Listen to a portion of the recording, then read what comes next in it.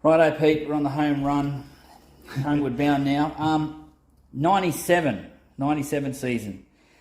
We just missed out 96 again, still devoed, but 97 brought some new enthusiasm for us. A few changes in the team as well. A few famous players, or a famous player that wasn't playing with us anymore, I don't think. What do you remember of 97 season? Off the top of your head? Well, 97 was a very successful year for the Bears again. Mm-hmm. We were up in the top 2 or 3 for most of the year. Mm-hmm. We got to our semi-finals and we beat Parramatta in one of the semi-finals. That was at Parramatta Stadium too, wasn't it? I'm pretty sure. I thought it may be at the Sydney Football Stadium, but Was that the game? I'm not sure. Was that the game where Danny got sent off and we were a one player down, and we ended up winning? Was that a semi-final? I don't know. It might have been a club game. I can't remember that, but all I do remember that Chris Caruana come off the bench, and we were struggling a little bit against Parramatta in that game, and he turned it. He turned the game completely. I do remember the game, and JT did a pass over his shoulder or something like that. Something well, like he got a pass. He got over his shoulder, and then scored under the post. Yeah. He turned it around for us. He was a very underrated player, Chris Caruana. He was the sort of player that could play in the centres. He was tough. Play lock, play hooker, play anywhere you wanted to put him. He loved the game. Yeah. And that particular day, he helped us out tremendously.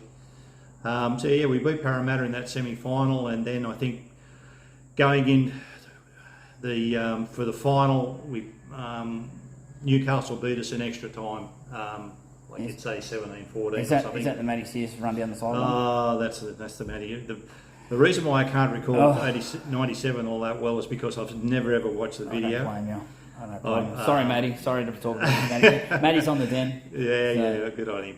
He's a fantastic player, Matty. But that particular day, I thought we were home and hosed when he took off and he stepped out of one tackle and kept going down the sideline. And Darren Albert, to his credit, come from the opposite wing and cut him down about a metre short. And that sort of broke everybody's heart. So, you can tell that Matty never had a slip and slide as a kid, because if he had a dive from like 10 metres out, he would have scored. I thought Matt thought he was home too. Yeah, we all thought he was home because we were standing in that corner in the rain. But all in all, but we missed a couple of goals that day too. We did miss a couple of goals that day. And there's that goal kicking hoodoo that affected us again. Again, same as 91. But anyway, it wasn't to be, and it was a great year. Personally, awesome. It was a great year. Yeah. We certainly won some games, but just when it counted again, just that little bit short. Then we roll into 98, and things started to change a bit. Now Super League was on its way. There's a bit of uncertainty about the place, wasn't there? Yeah, we were going to go, like there was talk of us moving away from Bear Park and going to the Central Coast. There was a lot of uncertainty about. No one knew what was really happening, and did it affect what was going on at? Well, I think it did. I think it did affect the playing group a fair bit, because it meant that they had to commute, and for those who didn't want to commute, had to relocate. And I think everyone was sort of against that. They didn't want to be up here on the Central Coast at that particular time. Because we didn't have a stadium; it wasn't even built. It wasn't built. No, there was only talk about it, wasn't it? We had pretty good training facilities up here, though. We had a good gym set up at Gosford. I know we did a bit of training at Warley Oval, and we did some training at Adcock Park. Yeah. And those areas, those fields were more than acceptable, for what we had to do. But like you say, we won some games, we lost some games, we fell into the semis again, into the playoffs. And we got beat, I think, by Parramatta, and then we got beat by Canterbury. Oh, I remember that at Bear Park. That was at Bear Park. And once again, injuries got us. I know Jason Taylor played, and he shouldn't have played probably, because he had a busted nose from when the Parramatta game. Someone got him in that. And Dave Fairley couldn't play. I think he pulled out. And we missed a couple of other players. So But, that's no excuse. You've just got to... That was a hard night at North Sydney Oval, that Canterbury game, Yeah, because we had a bit yeah. of expectation. We thought, hang on, we'll get through here, and Yeah. we just got towed. And we did. I'm not too sure of the score there either, but... Yeah, and anyway, we got beat, and all in all, the 98 season started to fade, just leading into the semi-finals for us. yeah, and behind the scenes was, we'll talk about the change in the group and with Super League and all that stuff. Was there a bit of a change in the background as well? Like, could you sense what was coming? Like, a bit of uncertainty, in the boardroom level, because I know the supporters started to feel a bit like alienated because there was all the talk about. Well, I just thought, Ross, that the players were unsettled. Yeah. The players were trying to get used to commuting up Yeah.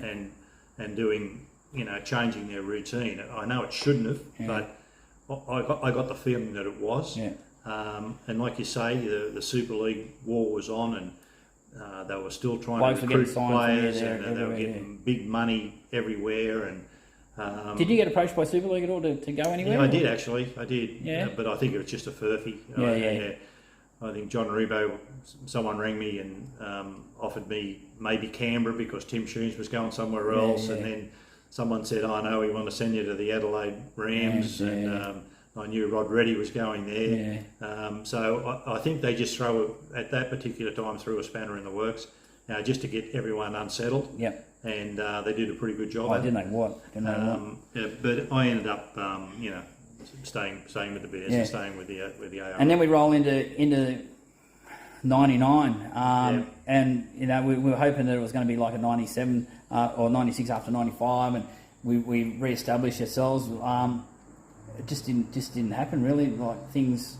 No, the players were still upset. I think and we didn't have a home because we weren't. No. We'd already said we're moving up to the Central Coast. Yeah, and we weren't playing. Well, at the end of the 98 season, I told everybody at the presentation night. You would have been there, Ross, but I don't know if you remember that 99 would be my last season, and so I resigned in 98.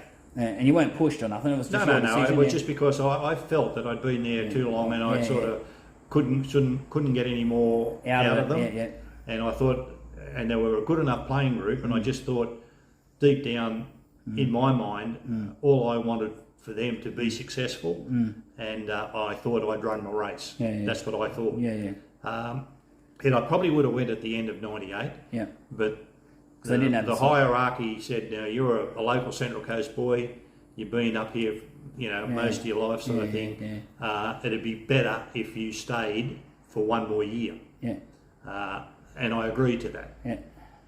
But in hindsight, and probably give them some time to go and find someone else. Well, they did. They were looking. They asked me who I thought should be come to the Bears and coach, and I thought. Graham Murray would, God rest. We were so excited when we heard that too. That he probably would have been the right man for the job, and I was only too happy for them to sign Graham. Yeah. But that's as far as it went. One thing led to the other, and there was some blaming going on here and there, but we didn't have a home, because we played games at the Olympic Stadium. We took a game up to Queensland. Yeah. We took the Pod the God sign up there, even though Pod was playing for Crushers and stuff like that. So, but we were really lost. And we weren't. Well, that's probably a good way of explaining it. We that's how we appeared to be lost in that season. And so we didn't. I think we beat Melbourne after we had heaps of losses, and then we come good and beat Melbourne at North Sydney Oval towards the end there. But did you sense the change of being the coach and getting taken over from Kieran at the end? Did you sense that was coming, or did it just happen? Or not blaming anything. The players thought that that they needed a change. Yep. But you said you're going to pull the pin. The Well, I was season going before. at the end of the season, anyway, yeah. and I already told everybody that. And maybe that was the wrong move, I don't know. well, But the players felt that they needed a change. And like I said before, the only thing I wish for them was for them to be successful. And that sort of made my mind up that I should step aside. And I wanted to go and leave and let Kieran or whoever they put in there do their job. But the hierarchy again said, we want you to do the media. So I hung around for about 4 or 5 weeks pretending that I was the coach. And that certainly didn't work. See through all that. And in the end, I just said, well, I made a decision to go. And even behind the scenes, it was chaos. There was, because of the financial stuff, I don't know nothing about it, but, the word on the street, in the papers and stuff, that we're in debt and board members were resigning because they didn't want to be accountable or liable and all this kind of stuff. So we're really it was kind of sinking fast for us, unfortunately. It sank very fast. It did. It did. And it cost a lot of money to transfer and relocate up here. They spent the money that I didn't think they should spend. Not that I was privy to the amount, but I know that they were getting rid of some.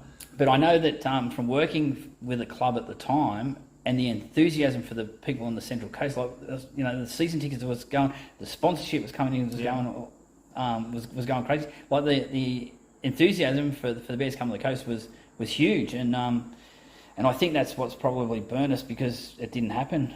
And then a lot of people lost a lot of money. It's a shame. They've lost a lot of money, and in the end, that was the problem. They didn't have any money left, and I think the Lease Club had to draw the line somewhere. But the gods were against us again. We were living up here. 3 months of rain. That was that was horrendous. The only other time I saw rain like that was when our family were building a house in around 89. Around 80, 88, 89, and it rained for 3 months then too. No, it's just he was against us at that particular time. I think, just in my opinion, the Bears were premature in making the league. If they'd stayed one more year at North Sydney, I reckon they would have been fine. But we got promised everything. We got told if we become a regional team, you'll survive, and there's all the furfies that we got told, and we got told what we wanted to hear, and I wish who knows what I just wish there was no guarantees from the league. Maybe there should have been a guarantee for a relocation. I just know all the Den members and North Sydney supporters all around the world, we just miss it. We miss them, and we want to see him. We want to see him come back, and we hopefully the administration now is talking about trying to push for the 18th license. So hopefully. Well, I know. I go to golf. I go to golf, and even though it's 20 odd years, probably once or twice a week, someone yells out, "When are the Bears coming back? When are the Bears?" Coming back? I wear my Bears gear everywhere, and the Bears stuff I wear down the beach and everywhere. It starts a conversation, and that's what we're doing. We've got the conversations going on the street, and hopefully the administration now can turn that into financial backing and stuff like that, and get us back to where we should be. So. Well, whether or not they're going to make it back into the NRL, that's probably. We'll see what happens. We need a sugar daddy. We need Elon Musk or someone to chip in a couple of $100 billion or something like that. He's got it, so get on the Bears. So. I just want to say, Ross, that for you guys at the Den and all that, to keep trying to keep the dream alive, you should be congratulated. Oh, thanks, mate. Well done. Well done. It's good. 4,500 members and still going. So, right, mate. We'll leave it there. I know we didn't get to talk about the Coach of the Year in '94. That was in there. Where's your trophy, by the way? Where's that? It's downstairs, actually. Have you? Downstairs. I still got it. Well, how about we get a photo with that before we go and we put that on the Den as well? That'd be fine. So. I think that year Fairley was Rothman's medalist. And then JT in '96. In '96, I forgot about that. We should have brought that up in conversation. Sorry about that. But anyway, well, I really appreciate you having a chat with us, Sabo, and we'll bump into you again really soon. It's a pleasure, Ross. Thanks, mate. All the best. Bye-bye. Cheers. Bye.